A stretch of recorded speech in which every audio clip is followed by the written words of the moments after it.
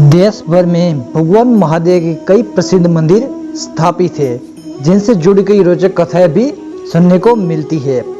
भोले भंडारी का ऐसा ही एक मंदिर बिहार के मधुबनी जिले के भवानीपुर गांव में स्थित है, जो उगना महादेव वह उग्रनाथ मंदिर के नाम से काफी प्रसिद्ध है।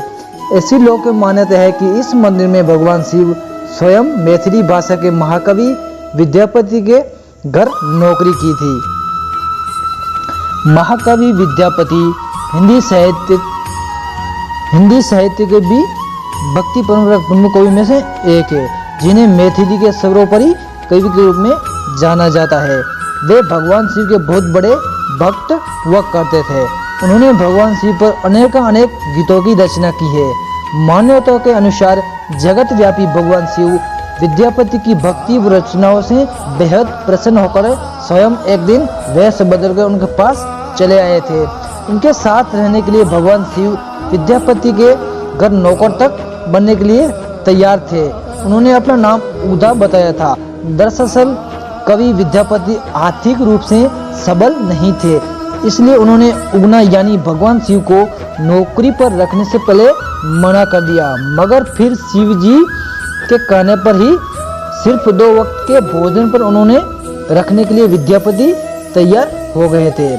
ऐसी कथा है कि जब एक दिन विद्यापति राजा के दरबार में जा रहे थे, तो तेज गर्मी व धूप से विद्यापति का गला सूखने लगा, मगर आसपास जल नहीं था।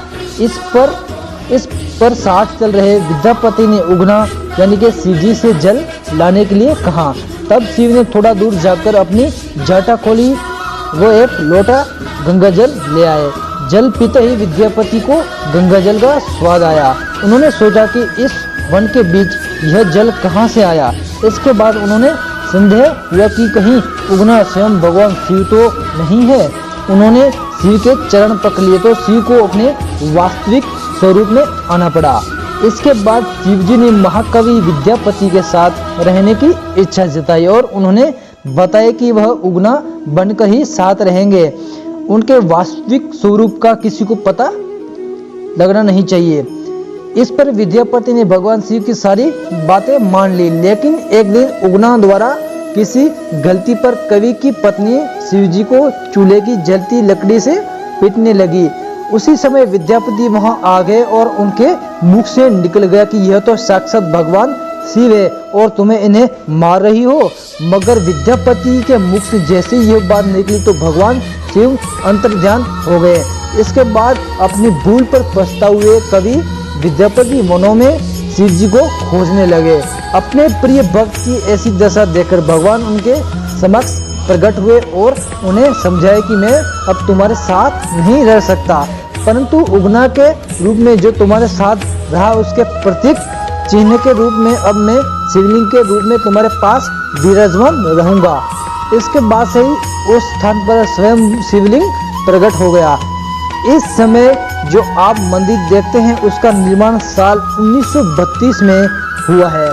इसके अलावा बताया जाता है कि 1934 के भूकंप में मंदिर को कोई भी नुकसान नहीं आया था। हालांकि आज मंदिर का परिसर काफी भव्य बना दिया गया है।